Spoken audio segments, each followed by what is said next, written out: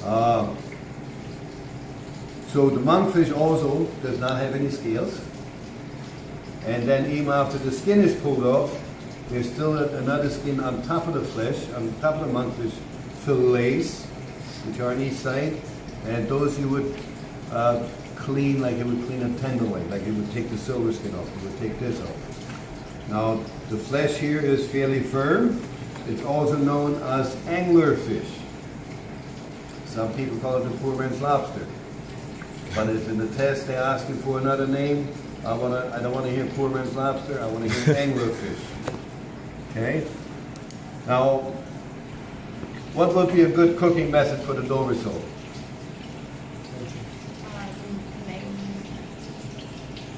A fairly quick cooking method, like sauteing would be good. If you said poaching, then explain a little bit more. What kind of poaching? Shallow poaching. What's the difference between shallow poaching and deep poaching? The difference in whether you cook it on the stove or in the oven. What's the difference between shallow poaching and deep poaching? The height of the water compared to the item. Do I have to call Chef Barry? The amount of liquid. Shallow poaching is not covering the item, and deep poaching is. Okay, okay. What else? Haley. Haley, I'm sorry. Deep poaching you want stronger flavors and shallow poaching you use Shallow poaching you use as a sauce. You can use the deep poach as a sauce. Thank you. Shallow poaching, low activity. Bones are good for stock. So you would make a fumet or a fish stock with those bones.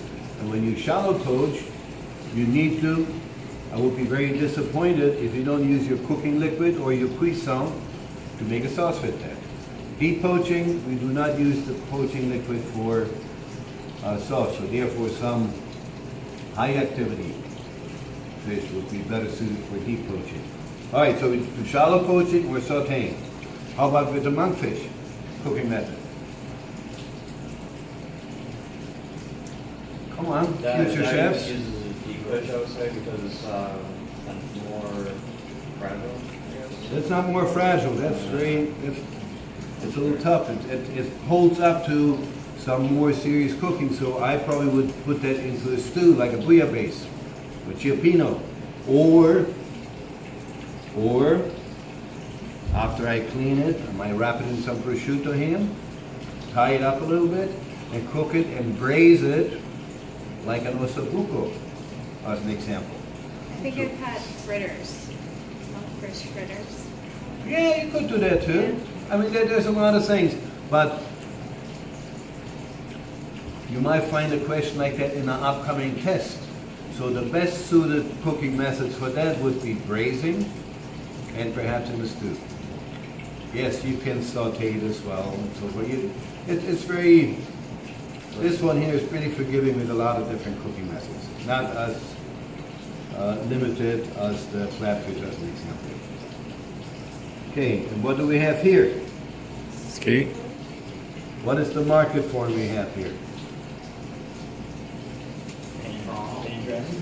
No. Skate wing. So this is one side. The body would be like an hourglass in the center, and then there would be another wing on this side. So the market form is skate wing. Skate does not have a urinary tract, so when they catch it, they bleed it right away at sea, and they cut it open. Now get to separate the wings from the body.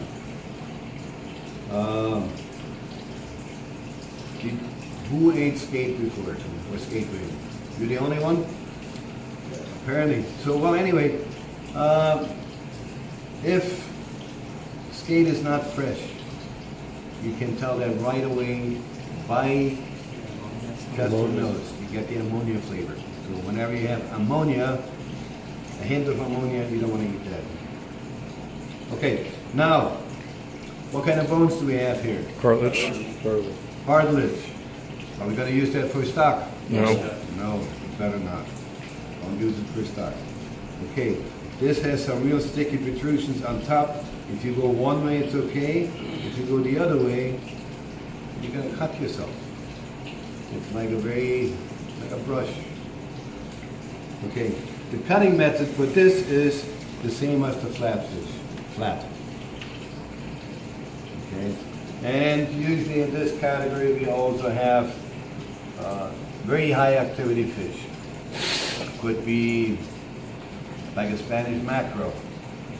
Could be Tuna? like a mai.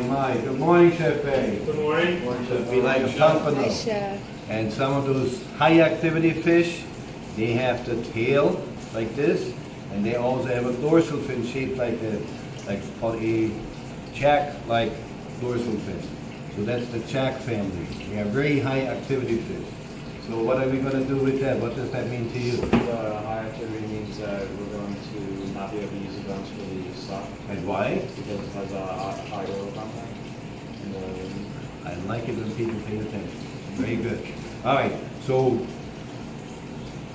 high activity or very high activity, oil content is higher, therefore it has a strong flavor. We will not use those bones for stock. Clear, right? Yes, chef. Okay, now how about the cooking method on the skate ring? What could we do with that? Could we braise that like we do the monkfish? Okay. We could saute it, and there's a very classical preparation on that with the skate ring. It's called skate ring grenobloise or au beurre noir with black butter and some capers. Or grenobloise is very similar, except for black butter. They have a beurre noisette, which is what? Yes, you do. You do. You made the trout like that. What is the beurre noisette? Oh, Don't owe me. the trout.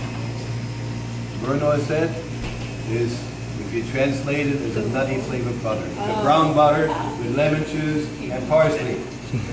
Okay, you would do this with some capers, lemon cubes, and croutons. But the real classical preparation with that would be au beurre noir with black butter and capers. Sauté. Any questions?